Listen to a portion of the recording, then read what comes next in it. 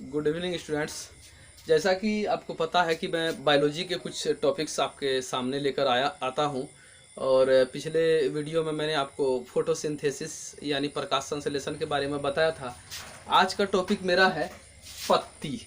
क्योंकि हम प्लांट्स पढ़ रहे हैं तो उसमें प्रकाश संश्लेषण प्रक्रिया में हम जानते हैं इस बात को कि जो पत्ती है ये अहम भूमिका निभाती है। मतलब ये कहिए कि this is a kitchen of plants. तो हमको पत्ती को जानना जरूरी है कि पत्ती क्या है, ये कौन कौन सा कार्य करता है। तो बेहतर है कि हम इसको पहले जान लें अच्छी तरीके से पत्ती को, और फिर हम आगे टॉपिक जानेंगे तो ज़्यादा आपके लिए हेल्पफुल होगा।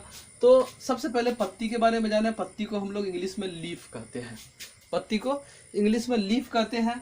पत्तियों का जो विकास होता है यह प्रांकुर, जिसका एक नाम और आता है प्ररोह।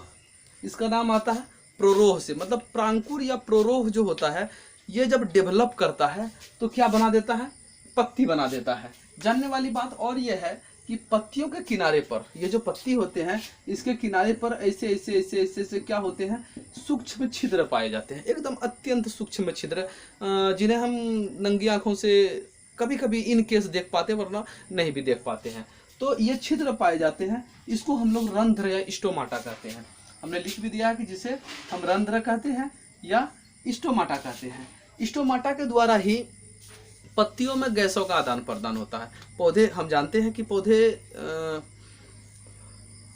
कार्बन डाइऑक्साइड लेते हैं और ऑक्सीजन हम लोगों को देते हैं। मतलब कि गैसों का जो विनिमय होता है तो उसमें जो आदान होता है वो कार्बन डाइऑक्साइड का होता है और प्रदान जो होता है वो ऑक्सीजन का होता है। तो हमने लिखा कि गैसों मतलब ऑक्सीजन और कार्बन डाइऑक्साइड का विनिमय होता है, मतलब आदान प्रदान किस क्रिया द्वारा होता है। हमने प्रकाश संश्लेषण के प्रोसेस में बता दिया था कि उस क्रिया को हम लोग बोलते हैं विसरण। क्या बोलते हैं? विसरण। इंग्लिश में होता है इसका डिफ्यूजन। विसरण क्रिया द्वारा क्या होता है, गैसों का आदान प्रदान होता है। पत्तियों की सतह पर विशेष प्रकार की कोशिका पाई जाती है जिसे हम लोग मीसोफिल कहते हैं। अमूमन हम लोग ये पढ़ते हैं कि क्लोरोफिल जो है, जो प्रकाश संश्लेषण प्रक्रिया में भाग लेता है, क्लोरोफिल पत्तियों के अंदर पाया जाता है। जबकि बात तो सही है, पत्तियों के अंदर पाया जाता है, लेकिन पत्तियों में एक विशेष प्रकार के सेल पाए जाते हैं जिसको हम लोग मीसोफिल कहते हैं। मीसोफिल जो होता है, इस मीसोफिल के अंदर क्लोरोप्लास्ट पाया जाता है। मीसोफिल के अंदर क्लोरोप्लास्ट पाया जाता है।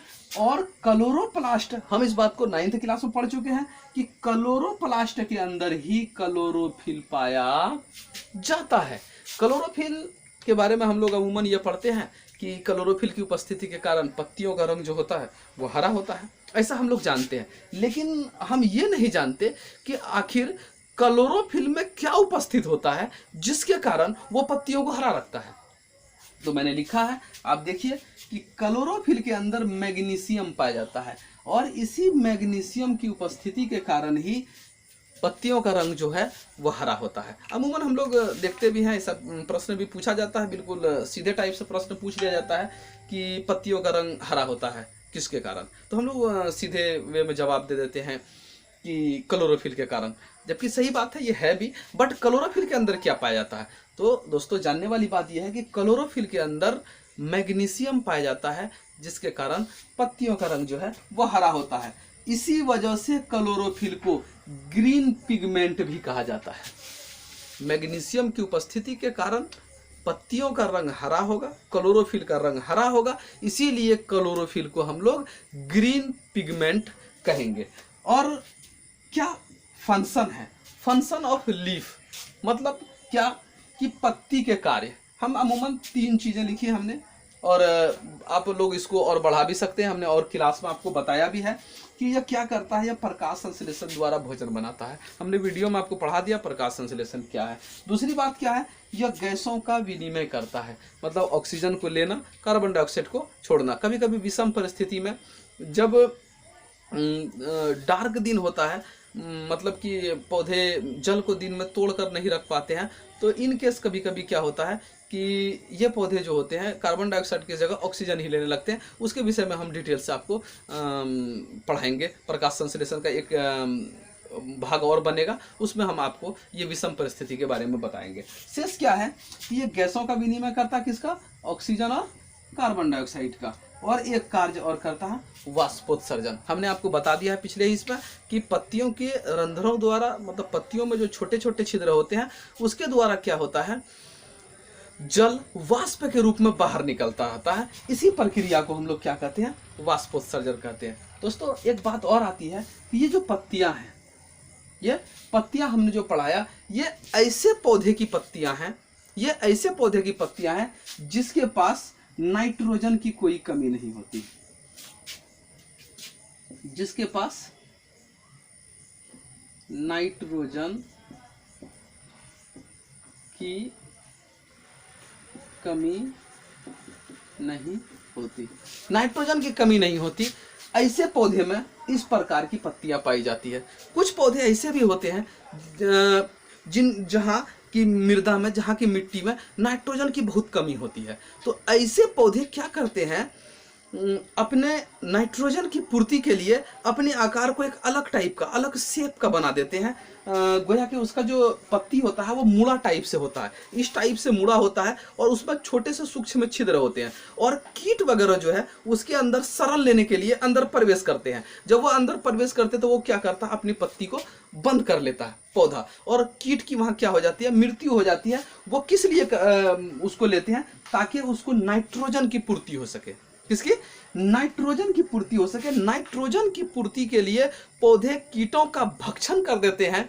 ऐसे पौधे को कीट भक्षी पौधा कहा जाता है। कीट भक्षी पौधा हम बड़ी आसानी से, आप लोग देखे होंगे 8th क्लास में पढ़े होंगे, देता है इसका एग्जाम्पल देता है घटपर्णी। घटपर्णी, ये घटपर्णी पौधा होता है जो क्या करता है कि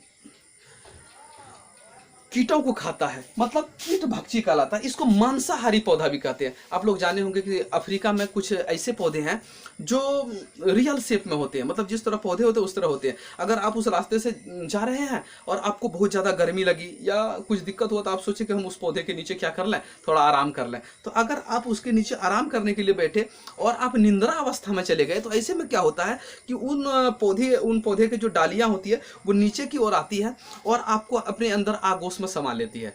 गोया कि वो इस तरह आप बंद हो जाते हैं कि वहां बंद आपकी मृत्यु हो जाती है। ऐसे पौधे को मांसाहारी पौधा कहा जाता है। ऐसे में एक और आता है ड्रोसेरा, एक और एग्जाम्पल होता है इसका ड्रोसेरा। और भी कई तरह के पौधे हैं जो पौधे कीट भक्षी या मांसाहारी कहलाते हैं।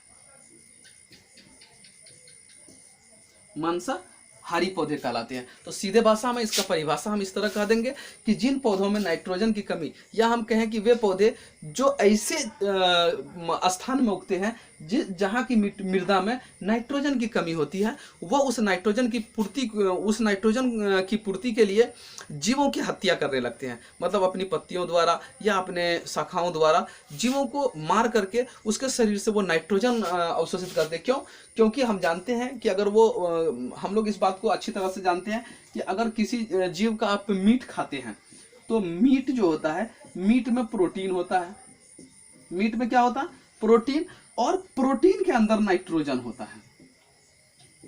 प्रोटीन में क्या पाया जाता है? नाइट्रोजन। और इसी नाइट्रोजन की पूर्ति के लिए कीट भी क्या करना शुरू कर देते हैं, वो जीवों का भक्षण करना शुरू करते हैं।